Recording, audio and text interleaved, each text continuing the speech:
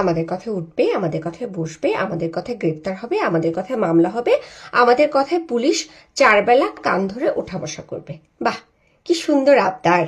এই হচ্ছে তাদের রাষ্ট্র ব্যবস্থা। আর সেটা হচ্ছে কি জামাত ইসলাম।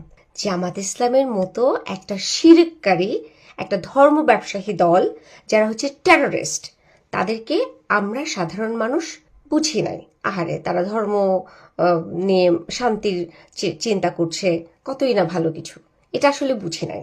হাসিনা যেমন, ঠিক একইভাবে হাসিনা যেমন স্বৈরাচার, একইভাবে জামাত ইসলাম স্বৈরাচার। হাসিনা তাকে খুব ভালো করে চিনেছিল, এই কারণে হাসিনা তাদেরকে নিষিদ্ধ করে রেখেছিল।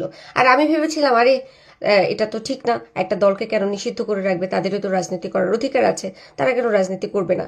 এটা তো আমি এতদিন বুঝি নাই।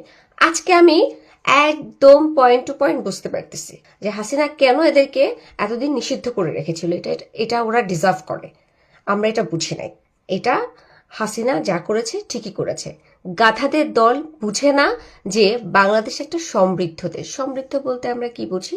সমস্ত ধর্ম গোত্র মিলেমিশে একাকার, সেজন্য আমরা সবাই ভাই ভাই বোন বোন।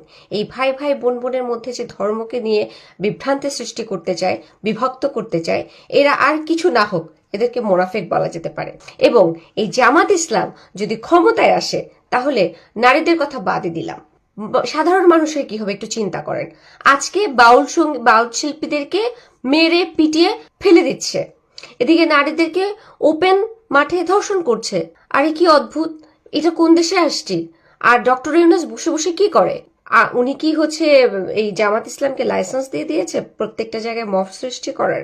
জামাত ইসলামের কোন অধিকারে, কোন সাহসে হচ্ছে তারা ওপেনলি এরকম মব সৃষ্টি করতেছে?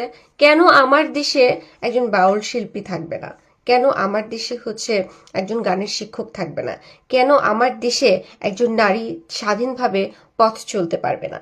কেন আমার দেশে এই জামাত ইসলাম প্রকাশ্যে এসে বলবে আমার কথায়, আমাদের কথায়, জামাত ইসলামের কথায় পুলিশ প্রশাসন উঠবে বসবে? তাহলে আইন কি করবে?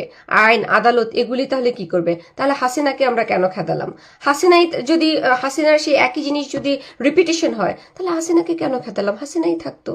কেন এত রক্ত ঝরলো? কেন এত মায়ের বুক খালি হলো? কেন এত বোন কাঁদলো?